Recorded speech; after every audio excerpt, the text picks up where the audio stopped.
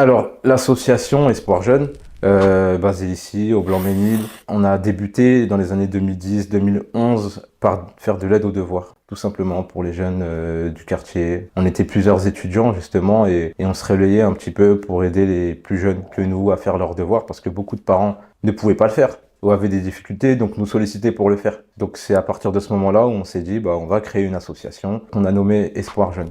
Et après, au fil du temps, bah, ça s'est développé. On a fait, à la suite de ça, des projets un petit peu plus pédagogiques avec des collèges, des lycées, sur différentes thématiques. Comme, je me souviens, on a commencé par ça, par l'environnement, les problématiques d'accès à l'eau en Afrique. Donc, on a porté ces connaissances scientifiques aux jeunes sur les problématiques d'accès à l'eau, de potabilisation de l'eau, de traitement de l'eau. Et parallèlement à ça, il y avait un côté solidaire où, donc notre premier projet, on a réussi à amener les jeunes au Sénégal pour se rendre compte de toutes ces problématiques-là. Donc ça, c'était un des projets phares qui nous a lancés. Et aujourd'hui, maintenant, il s'est passé beaucoup de temps et on a plusieurs volets. On a un volet solidaire et humanitaire. On a actuellement une épicerie solidaire dans le quartier. Également, on fait des distributions de colis alimentaires, des maraudes. On a un volet sport. Donc il y a des séances de sport qui se font dans le gymnase et à l'extérieur 2 à 3 fois par semaine. On a un volet éducation, toujours, hein, l'aide aux devoirs, le monitorat. On est toujours, donc ça fait plus de 10 ans dans cette thématique-là et on la poursuit parce que pour nous c'est la chose la plus importante. Et également une partie de loisirs.